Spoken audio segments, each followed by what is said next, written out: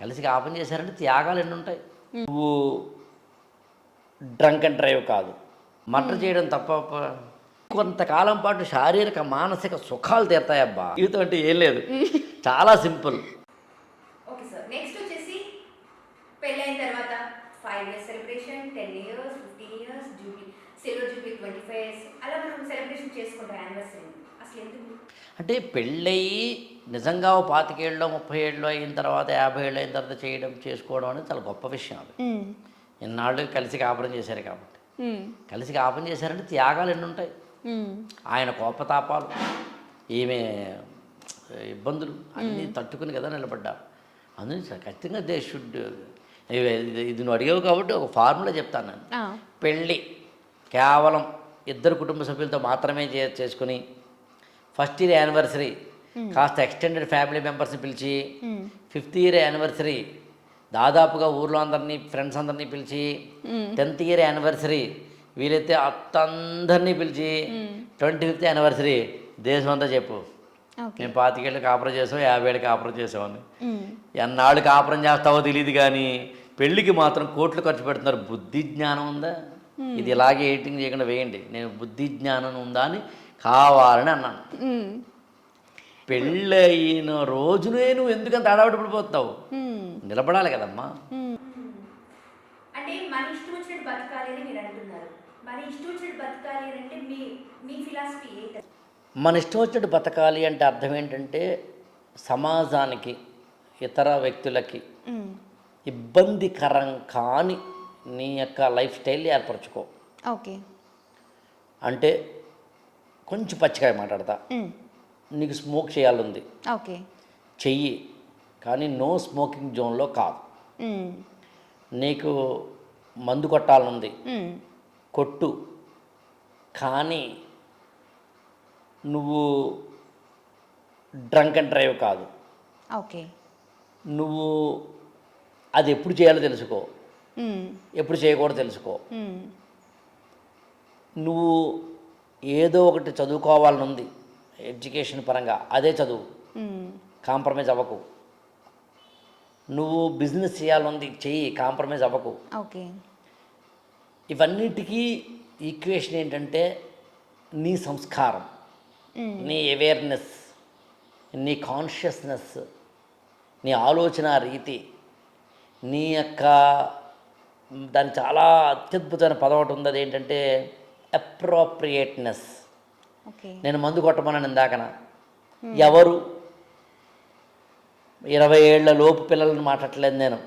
జీవితంలో సెటిల్ అయిన వాళ్ళు అంటే చట్టబద్ధమైన మందు కొట్టడం. ఓకే. చట్టబద్ధత దేనికి ఉందో దానికి ఇటుకేను. వైన్ షాపుల ముందు రాయడా 18 years లోపే రాస్తాడు యాక్చువల్గా. వాళ్ళకి లేదండి బార్ అండ్ రెస్టారెంట్లో అట్లా. నీ బతుకు నువ్వు బతుకబ్బా, రెండే అర్థం చేసుకో.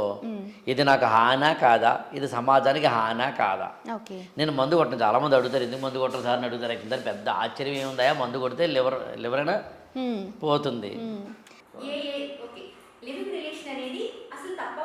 కొంతమంది తప్పులు మాట్లాడడానికి మనకు అర్హత లేదని నేను బలంగా నమ్ముతాను. కాబట్టి ఈ ప్రపంచంలో నువ్వు ఏది అడిగినా ఈ తప్పు ఇది ఒప్పని చెప్పను నేను. ఓకే. మర్డర్ చేయడం మర్డర్ చేయడం తప్పు కదా మామూలుగా. అంత ఆశ్చర్యపోక్కర్లేదు. మరి ఉరిశిక్ష విధించిన సుప్రీంకోర్టు మరి మర్డర్ కదా చేస్తుంది, తప్పు ఎలా అయింది మరి? సో తప్పులు లేవు ఇక్కడ. ఎన్కౌంటర్ ఉంది, తప్ప ఒప్ప అంటే చాలా పెద్ద డిస్కషన్. అది ఈ ప్రపంచంలో ఏది తప్పు ఏది ఒప్పలేదబ్బా. అప్రోప్రియేట్ ఇన్అప్రోప్రియేట్ ఉంది అంతే. ఓకే. సో అలా అనుకున్నప్పుడు నువ్వు అర్థం చేసుకోవాల్సింది ఏంటంటే లివింగ్ రిలేషన్లో ఇద్దరు ఉన్నారబ్బా. అసలు వాళ్ళు ఉంటే మనకేంటి బాధ అంటాను నేను. అంటే సార్ రైటే, మీరు చెప్పింది రైటే. వాళ్ళు ఉంటే వల్ల మనకి ప్రాబ్లం లేదు, బాధ కూడా లేదు. కానీ ఒక చిన్న క్లారిటీ కోసం అంటే లివింగ్ రిలేషన్ ఉండొచ్చు, వాళ్ళిద్దరికి ఇష్టమైనప్పుడు చుట్టూ ఉన్న వాళ్ళకి మీతో మాకు సంబంధం లేదు అనేసి అంటాం. కానీ నేను అనే పాయింట్ ఏంటంటే అసలు ఏ ఏజ్ వాళ్ళు లివింగ్ రిలేషన్లో అంటే వాళ్ళకి ఒక క్లారిటీ ఉండాలి, మెచ్యూరిటీ ఉండాలి. ఏ ఏజ్ వాళ్ళు లివింగ్ రిలేషన్లో ఉంటే మంచిది. అసలు ఒక విషయం ఇప్పుడు భలే పదం, అందమైన పదం వాడు. మెచ్యూరిటీ ఉన్నవాళ్ళు లివింగ్ రిలేషన్ ఎందుకు వెళ్తారు? ఏమో ఇవాళ రేపు వాళ్ళు కూడా ఉన్నారు కదా. కాదమ్మా, ఇప్పుడు బుద్ధి జ్ఞానము ఉన్నవారు, జీవితం పట్ల బాధ్యత ఉన్నవారు, మనిషి మనిషిగా బతకాలి అనుకున్నవారు అసలు ఇందులో వెళ్ళరుగా.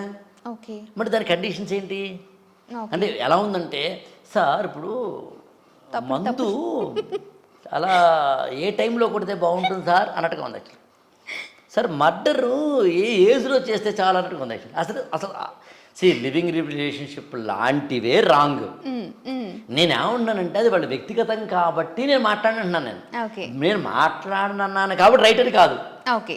అయితే ఇక్కడ పాయింట్ ఏంటంటే, ఇది నీ లైఫ్ అబ్బా, నువ్వు ఒక ఒక ఒక ఒక నాన్ సెన్స్ వైపు వెళ్తున్నావు అబ్బా. అంటే నాన్ సెన్స్ అంటే ఒక లివింగ్ రిలేషన్ వెళ్తున్నావు అబ్బా. ఒక అమ్మాయి ఒక అబ్బాయి కలిసి కొంతకాలం ఉంటారబ్బా. ఉండడం వల్ల నీ కొంతకాలం పాటు శారీరక మానసిక సుఖాలు తీరుతాయబ్బా. కొంతకాలం తర్వాత ఎక్స్పైరీ డేట్ వస్తుందబ్బా. ఎక్స్పైరీ డేట్ తర్వాత విడిపోతారు. నేనేమన్నానంటే, విడిపోవాలి అని ముందే ఊహించుకుని కదా దిగుతున్నారు లివింగ్ రిలేషన్షిప్లో. కాబట్టి ఎప్పటికైనా విడిపోతామని తెలుస్తుంది కాబట్టి స్మూత్గా విడిపోండి. ఓకే. స్మూత్గా విడిపోవడానికి అవకాశం ఉందా లేదా అంటే ఉండకపోవచ్చు కదా. ఇప్పుడు అంతవరకు ఈ అమ్మాయి నాది, ఈ అబ్బాయి నావాడు అనుకున్న వాళ్ళు హఠాత్తుగా నేను రేపటి నుంచి నేను వేరే అకౌంట్ ఓపెన్ చేస్తున్నాను అంటే మన బ్యాంక్ మేనేజరే ఒప్పుకోడు. సార్ మీ దగ్గర అకౌంట్ క్లోజ్ చేసి వేరే అకౌంట్కి వెళ్తాను సార్ అంటే బ్యాంక్ మేనేజరే చాలా బాధపడి, సార్ మాకు టార్గెట్లు ఉంటాయి సార్, మీరు ఎలా క్లోజ్ చేస్తానంటే ఎట్లాగా అంటాడు కదా. అలాంటిది ఇక్కడ ఈ అకౌంట్ క్లోజ్ చేసి వేరే అకౌంట్ ఓపెన్ చేస్తాను డియర్ డార్లింగ్ అంటే ఆమె ఎందుకు ఒప్పుకుంటుంది? అతను ఎందుకు ఒప్పుకుంటాడు? అప్పుడు గొడవలు వస్తాయి కదా. అప్పుడు అంతకుముందు చాటింగ్లు ఉంటాయి కదా, అది మరి ఇప్పుడు ఎక్స్పోజ్ అవుతున్నాయి కదా, అది బ్లాక్మెయిల్కి వెళ్తున్నాయి కదా. నీ అసలైన ప్రొడక్టివ్ కన్స్ట్రక్టివ్ క్రియేటివ్ టైం అంతటి తీసుకెళ్ళి దీనికి పెడుతున్నావు కదా. అవసరమా అని నేను అడుగుతున్నాను నేను. అంతే. అవును సార్ అయినా నాకు ఇష్టం అంటే ఉండు, తప్పే ఉంది. ఇప్పుడు స్నానం చేసి ఒక ఆయన గోదావరిలో బయటకు వచ్చాడబ్బా. ఆయన మళ్ళీ స్నానం చేసి బయటకు వచ్చిన తర్వాత అక్కడ బురదలో పొర్లుతాడా? పొరలడు కదా. మనిషి అయితే పొరలడు కదా. పంది పొర్లుతుంది, ఏనుగు పొర్లుతుంది, కుక్క పొర్లుతుంది. అంతే. ఇక్కడ మనుషులు ఉన్నారా జంతువులు ఉన్నారా అని పాయింట్. మనుషులు 2 రకాలు ఉంటారు, మనుషులు జంతువులు.